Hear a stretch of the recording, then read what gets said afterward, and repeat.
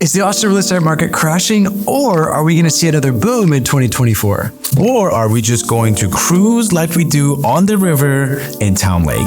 Stay tuned for what's going to happen in the Austin 2024 real estate market season.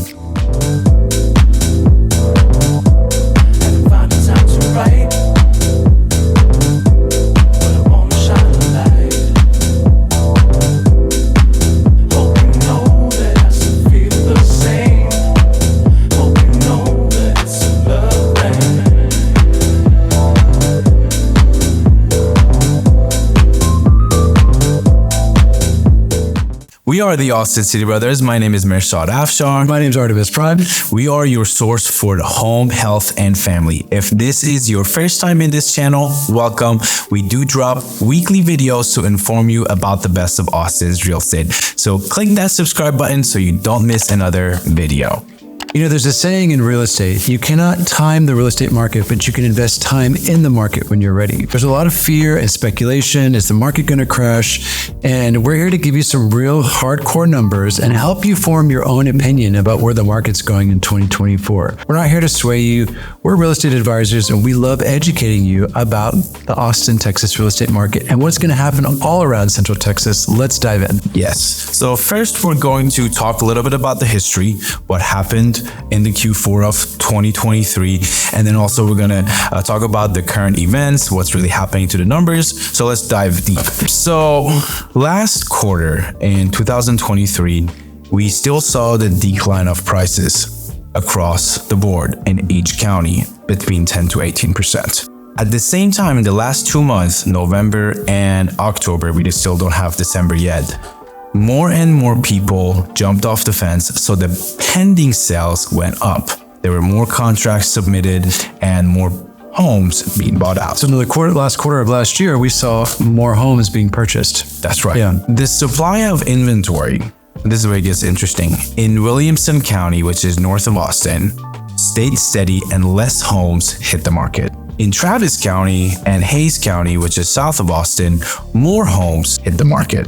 So with this speculation, if there are, let's say in North Austin, there are less homes hitting the market and there are more people jumping off the fence, we have 3 months of inventory. That's not too much, that's not too little.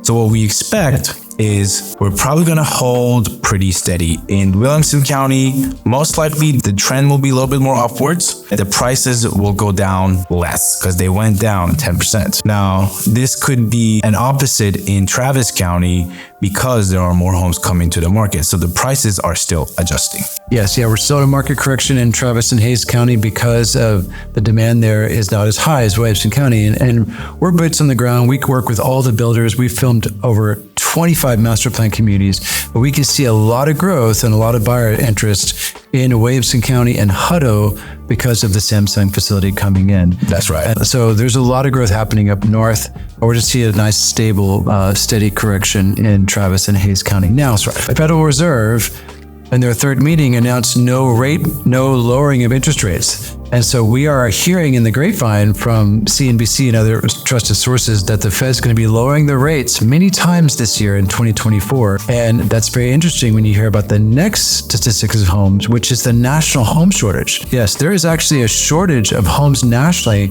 between 5.5 and 6.8 million homes. Across the United States. Across the United States, there's a home shortage. There's not going to be a real estate crash because we're not in the same situation we were in 2008. That's right. And Austin is no shy of that. Yeah. About 200,000 homes are short compared to the demand in Austin, Texas. That's an undersupply of 50% right now in Austin. Meaning half of the people that live in Austin that have a median income, they cannot afford Austin prices. What's that going to do? It's going to push people into Buda and Kyle, into Manor and Hutto, into Williamson County, all the way up to Temple. Yeah.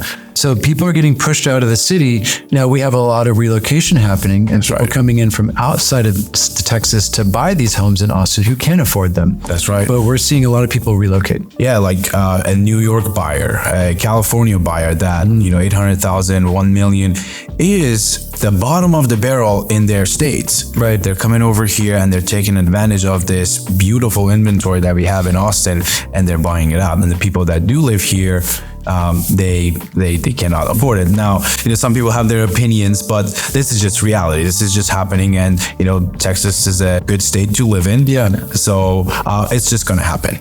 Yeah, I mean, with Apple, Oracle, Samsung, Tesla, SpaceX, Bohr, Newlink, we still have all this workforce coming in to buy homes, and many of them are going to be buying homes inside of Austin and surrounding of Austin. Now, Austin's population grew 61,349 people in 2022, according to the census. That's 5% increase, and if we have that each year, yeah, that's a lot of people. 5% might not sound a lot, but for a population, 5% in only 1 year, that's a huge boom. Yeah, that's a huge increase, and it will continue to grow, not as fast as it did in 2022 because of the pandemic numbers, right? But we'll continue to see a steady increase in population. Mm-hmm. So if we have a 200,000 house shortage and we have 61,000 people coming in, and then get this, Austin permitted 20,289 single-family homes. 61,000 people moved in and 20,000 permits moved out, and we have a shortage of 200,000 homes. The only thing that's holding back these home buyers is their fear in the interest rates. That's right. Because we could see in the next 12 months when interest rates start going down, people jumping off the fence, and we could be right back to an inventory shortage. It's very likely, man, because this difference of number of 40,000 between the homes permitted and the people moving in does not even include the people that already live here and want to buy, and the investors, and not even the investors that want to buy. So you put all that in together, what do you think is going to happen to an average home buyer that is just waiting on the fence? Right now, it's very close to buy, but it's just want to see and wait what's going to happen next year. What's going to happen next year? Well, this is what's going to happen next year. So our recommendation is don't wait. Because of these numbers and because of the growth of our city, and we also we have boots on the ground. We also work with several private developers. We know what's coming. Mm-hmm. Now is actually a really good time to buy and invest in your home. Your first home, your second home, your third home, or your forever home.